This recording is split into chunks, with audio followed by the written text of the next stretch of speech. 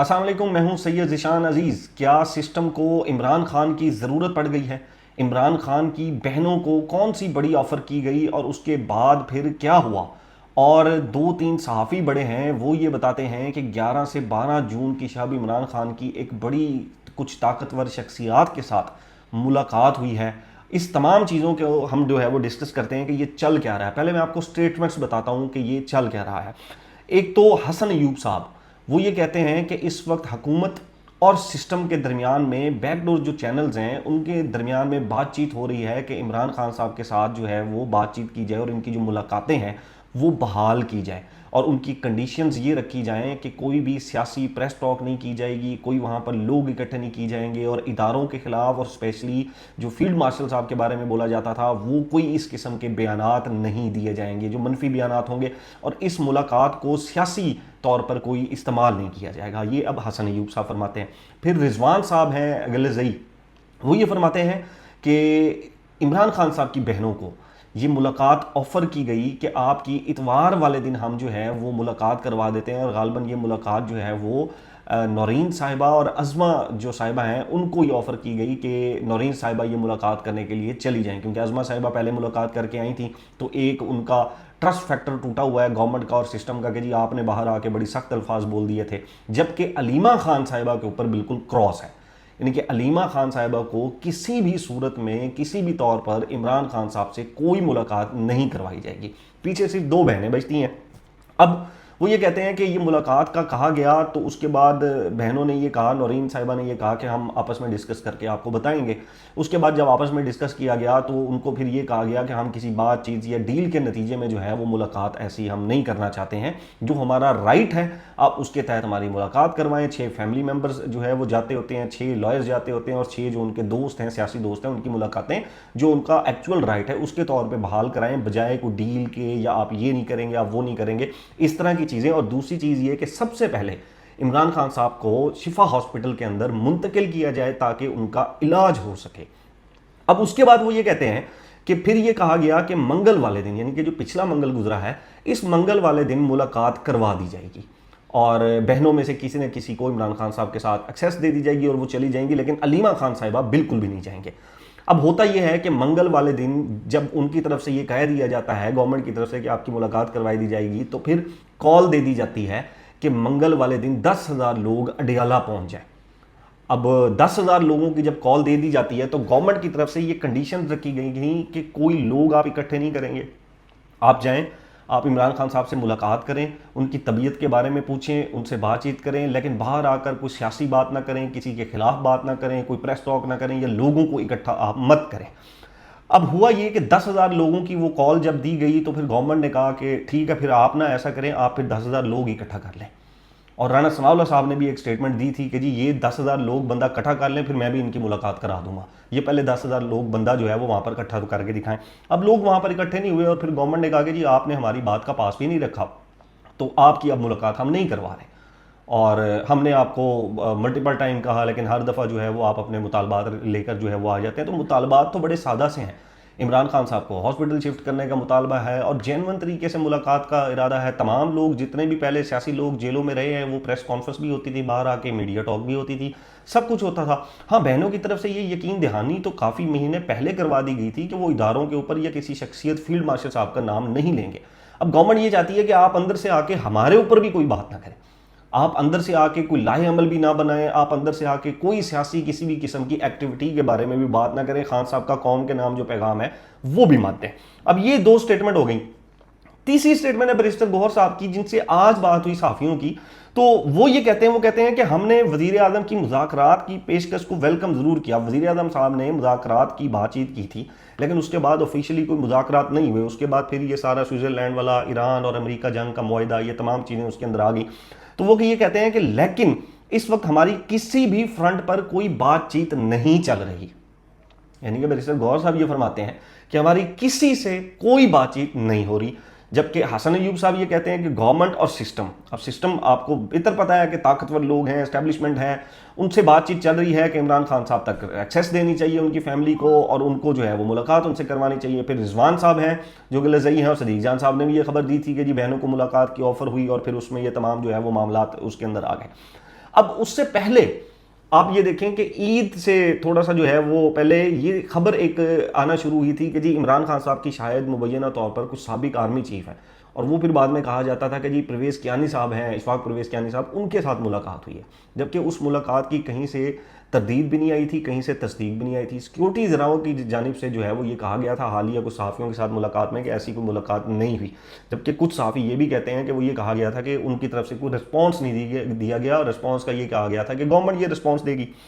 अब मुलाकात की कोई कंफर्मेशन नहीं थी, लेकिन ये मुलाकात की ट्वीट, एक सहाफ़ी हैं रज़ी ताहिर साहब, इस्लामाबाद के सहाफ़ी हैं, उन्होंने ये खबर जब ब्रेक की, ये खबर उन्होंने ट्विटर अकाउंट के ऊपर दी, तो वो ये कहते हैं कि इस खबर की बुनियाद के ऊपर मेरे ऊपर पीका एक्ट लगाया गया, और पीका एक्ट के तहत उनके ऊपर मुकदमा दर्ज किया गया। अब उनकी जो मोबाइल अकाउंट, उनके जो बैंक अकाउंट्स हैं वो भी इस वक्त फ्रीज कर दिए गए हैं, और उनके ऊपर केस चल रहा है कि साबिक जो है वो कोई चीफ के बारे में या सिक्योरिटी के बड़ा हाई ऑफिशियल के बारे में, मुलाकात के बारे में उन्होंने जो है वो बातचीत की है, तो ये एक गलत जो है वो तासुर दिया गया है। अच्छा, ईद वाले दिन एक अहम शख्सियत हैं जिनका अपना कोई प्यारा जो है वो अडियाला जेल के अंदर कैद है, वो जब भी मुलाकात करने शख्सियत वहाँ पर जाते हैं तो उससे पहले उन्होंने अडियाला वालों से कहा हुआ था कि जी आपने मुलाकात करानी हो तो बता दीजिएगा, हम आ जाया करेंगे, अगर मुलाकात नहीं करानी तो काइंडली हमें बुलाया मत कीजिएगा। तो उन्होंने कहा ठीक है, वो जब भी बुलाते थे मुलाकात हो जाती थी।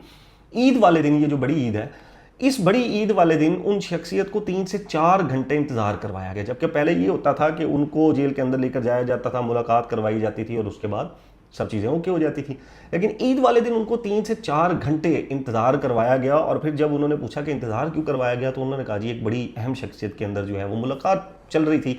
और उसके बाद फिर ये खबरें आना शुरू हुई कि ईद के दिनों में एक इमरान खान साहब से किसी बड़ी शख्सियत की, और वो इसी शख्सियत से रिलेट किया जाता था, और लेकिन उसकी कोई कंफर्मेशन नहीं हो सकी। अब ये एक सहाफ़ी है और इन्वेस्टिगेशन सेल के हेड हैं ये ARY न्यूज़ के, नईम अशरफ भट्ट साहब।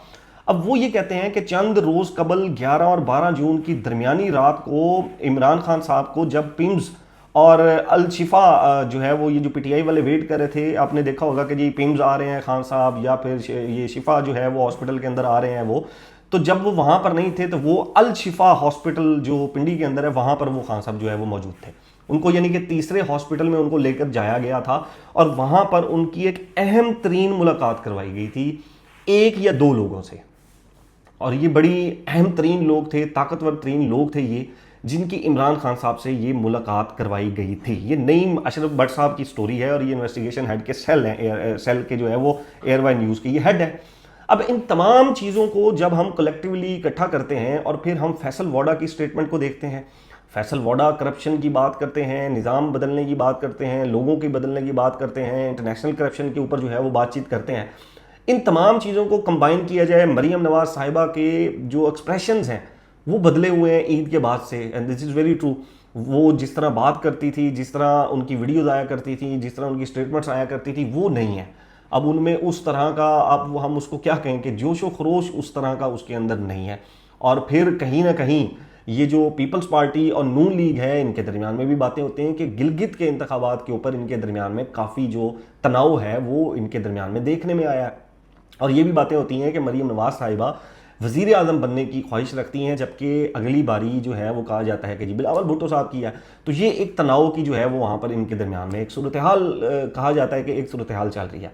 अब उसमें जब मैंने अपने सोर्सेज को चेक किया कि आखिर चल क्या रहा है, तो सोर्सेज मेरे ये कहते हैं कि जी इमरान खान साहब के साथ सिस्टम इस वक्त बातचीत कर रहा है, सिस्टम इमरान खान साहब के साथ बातचीत करना चाहता है, क्योंकि इस निज़ाम को जो हाइब्रिड निज़ाम है या हाइब्रिड प्रो मैक्स किस्म का निज़ाम है, इसको जो बनाया गया है उसका मॉडल एक्चुअली ये था कि ये निज़ाम सक्सेसफुल होगा, ये निज़ाम आएगा, ये मईशियत को संभालेगा, हमारी इकॉनमी ठीक होगी, गुर्बत कम होगी, इन्वेस्टमेंट्स हमारे अंदर आएंगे, हमारा इमेज बहुत अच्छा जाएगा। ऐसा कुछ नहीं हो रहा। यानी कि हमने बड़ा जोर लगाया, वज़ीर आज़म साहब ने जो है वो 30 से ऊपर दौरे कर लिए, लेकिन इन्वेस्टमेंट 1 रुपए की नहीं आ सकी। हमने किस मुल्क का दौरा नहीं किया, बल्कि हमें तो उल्टा पैसे लेने पड़ गए। जब UAE ने हमसे पैसे मांगे, हमारे पास पैसे थे, लेकिन हमें अपना जो है वो पूरा रखने के लिए बैलेंस, हमें जो है वो पैसे मांगने पड़ गए, हमने वो पैसे उठाए। इन्वेस्टमेंट हमारे पास कहीं से नहीं आई, जो बड़ी बड़ी बातें की जा रही थी। अब हमने अमेरिका ईरान मुआहिदा भी, उसके अंदर भी हमने बड़ा एक पॉजिटिव रोल अदा किया, सफारती इमेज हमारा बेहतर हुआ, लेकिन अभी तक कुछ आया नहीं है हमारे पास। बाहर जब हम जाते हैं तो वज़ीर आज़म साहब को सलूट पढ़ते हैं, ट्रंप जो है वो बार बार वजीर आजम साहब का नाम लेता है, फील्ड मार्शल साहब का नाम लेता है, तारीफ उनकी की जाती है, लेकिन मुल्क के अंदर कुछ नहीं आ रहा। यानी कि ये ऐसे ही है कि आपने बाहर से कॉटन का सूट पहना हुआ हो और वो बड़ा चमकदार लग रहा हो, उसको माया अच्छा खासा तगड़ा लगा हुआ हो, लेकिन अंदर आपकी बनियान जो है वो फटी हुई हो, रीलो रील आपकी जो है वो बनियान अंदर से हुई हो, और उसके अंदर अगर आप जाएं तो आपको दिल की बीमारी हो, आपको शुगर हो, आपको ब्लड प्रेशर हो, आपको पित्ते की बीमारी हो, आपको फेफड़ों की बीमारी हो। ये इस वक्त पाकिस्तान का एक जो है वो इमेज है, एक कंडीशन है कि अंदर गुर्बत है, बेरोजगारी है, महंगाई है, पेट्रोल, बिजली, खाना पीना, हर चीज के अंदर महंगाई है। तो ये निजाम उस तरह कामयाब हो नहीं सका अंदर। अब बाहर आप जितना मर्जी पॉजिटिव चीज करें, अंदर के लोगों का ये कहना है कि हमें क्या मिला, लोगों ने क्या रिसीव किया, तो अभी तक कुछ भी नहीं है। और निजाम के ऊपर प्रेशर भी बहुत ज्यादा है। निजाम को पहले ये लगता था कि ये जो सोशल मीडिया है, वो ये समझते थे कि ये सिर्फ पीटीआई है। टू बी ऑनेस्ट, वो ये समझते थे कि ये चंद 100 लोग हैं, 100, 200, 300, 400, 500 लोग हैं जो बैठ के पीटीआई का सोशल मीडिया चलाते हैं और इसका एक नैरेटिव जो है वो क्रिएट करते हैं, हम इसको कंट्रोल कर लेंगे। इसके लिए उन्होंने 40 अरब रुपए की लगभग मुबैना तौर पर फायरवॉल भी लगाई। लेकिन बाद में इनको समझ में ये आया कि भाई ये 400-500 लोग नहीं है, या 1000 लोग नहीं है, या 2000, 5000 लोग भी नहीं है, ये करोड़ों लोग हैं। उनको ये लगता था ये ट्विटर पे है। उन्होंने फेसबुक देखा, फेसबुक पे निजाम को गालियां पड़ रही हैं, फेसबुक पे निजाम को बुरा कहा जा रहा है, सिस्टम को बुरा भला जो है वो कहा जा रहा है। उन्होंने टिकटॉक देखा, वहां पर ये सूरत हाल है, इंस्टाग्राम देखा, वहां पर ये सूरत हाल है, हर जगह। फिर निजाम से ये लोग कंट्रोल भी नहीं हो सकते, क्योंकि अगर तो ये लोग कहीं से कंट्रोल हो रहे हो, 400-500 हो या 1-2 हज़ार हो, तो इनको बंद कर दें। ऐसा नहीं है, करोड़ों लोग हैं ये और आम लोग हैं। तो निजाम की वो फायरवॉल भी खत्म हो गई, और निजाम को जो ये लगता था सिस्टम को कि जी ये चंद लोग हैं, तो वो भी गलतफहमी उसकी दूर हो गई। अब चल ऐसा रहा है, ये जितना भी सिस्टम लाया गया, खड़ा किया गया निजाम, इसकी तमाम जो बुराइयां हैं, जो खामियां हैं, वो एस्टेब्लिशमेंट के खाते में जाती हैं। यानी कि महंगाई होती है, लोग कहते हैं एस्टेब्लिशमेंट जिम्मेदार है। कोई सियासी तनाव पैदा होता है, लोग कहते हैं एस्टेब्लिशमेंट जिम्मेदार है। कोई इस तरह की बिल पास होता है, लोग कहते हैं एस्टेब्लिशमेंट जिम्मेदार है। दो सियासतदान आपस में लड़ते हैं, लोग कहते हैं जी एस्टेब्लिशमेंट जिम्मेदार है। लोगों से रोजगार नहीं मिल रहा, बिजली के बिल पूरे नहीं हो रहे, पेट्रोल के ऊपर इश्यूज हैं, नए नए टैक्सेस उनके ऊपर इंप्लीमेंट किए जा रहे हैं। लोग अब ये निजाम की, सिस्टम की हर खराबी एस्टेब्लिशमेंट के खाते में डाल रहे हैं। अब एस्टेब्लिशमेंट इससे परेशान है, टू बी वेरी ऑनेस्ट। वो इससे परेशान है कि हमारा इन चीज़ों से लेना देना नहीं है, हम तो नहीं कर रहे महंगाई, हमने तो नहीं बेरोजगारी क्रिएट की, लेकिन लोग ये कहते हैं कि ये निज़ाम आप लाए हैं, जैसे पहले आप लाते रहे हैं। ये निज़ाम खड़ा आपने किया, इस निज़ाम को सपोर्ट आपने किया। आपके जो पुराने लोग थे उन्होंने इमरान खान की गवर्नमेंट को गिराया, और आपके नए लोग इनको लेकर आए, नए लोगों को। तो निज़ाम की सारी बुराइयां आपके खाते में है। अब सिस्टम ये चाहता है कि किसी तरीके से खान साहब के साथ बातचीत हो जाए, और वो 3 सूरत हाल में हो जाए।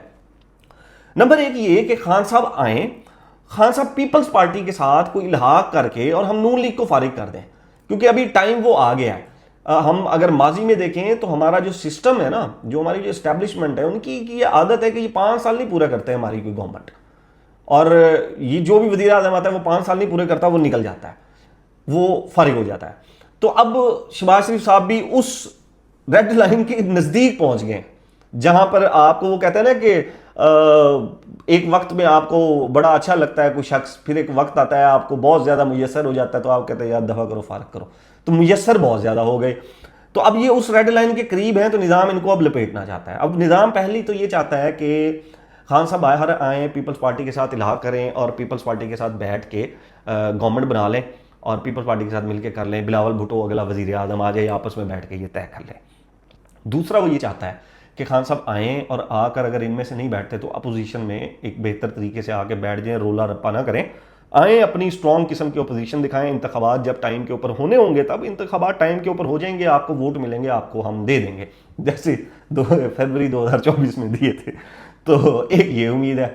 और तीसरा ये है कि खान साहब अगर इनमें से कुछ भी नहीं चाहते तो खान साहब फिर आ जाएं और बनी गाला बैठ जाए। ये जलसे जुलूस, प्रोटेस्ट करना, स्टेटमेंट्स देना, लोगों के अंदर जोश जज्बा उभारना, ये ना करें, ठीक है। और चौथी सबसे इंपॉर्टेंट चीज, किसी तरीके से, किसी भी तरीके से मेहरबानी करें और सिस्टम के खिलाफ जो नफरत है लोगों में उसको कम करें। किसी तरीके से वो नफरत कम करें ताकि लोग अब हमारी जानी माइल हों, लोग अब हमसे मोहब्बत करें सिस्टम से। ये सबसे बड़ी ख्वाहिश है। अब ये वो ख्वाहिश है जिसको खरीदा नहीं जा सकता, ये वो ख्वाहिश है जिसको डंडे सोटे के जोर पे लिया नहीं जा सकता, ये वो ख्वाहिश है जो आप किसी को उठा के नहीं अपने जो है वो उसके ऊपर ला सकते, किसी को गन पॉइंट की बेस के ऊपर खुद से मोहब्बत नहीं करवा सकते आप।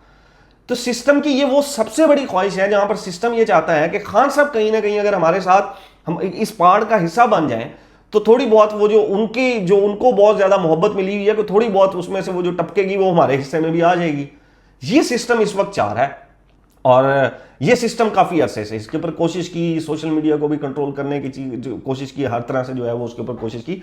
अब देखें, कल फिर मंगल है, हो सकता है कि कल इमरान खान साहब की फैमिली की मुलाकात हो जाए, नौरीन साहिबा की मुलाकात हो जाए या अज़मा साहिबा की मुलाकात हो जाए। अच्छा, अलीमा खान साहिबा की मुलाकात नहीं होगी, ये जब तक जहां तक मेरे सोर्स ये कंफर्म करते हैं, वो कहते हैं जी वो तो बिल्कुल भी नहीं, उन्होंने क्रॉस लगाता है। उन्होंने कहा नहीं, ये बहुत अग्रेसिव हैं अलीमा खान साहिबा और वो चीज़ों को बहुत ज़्यादा समझती हैं और खान साहब जो उनको इंस्ट्रक्शंस देते हैं वो बाहर आके अगर वो इंप्लीमेंट कर लेंगे तो बड़ा हमारा नुकसान हो जाएगा। तो अलीमा खान साहिबा तो बिल्कुल आउट हैं इसमें से।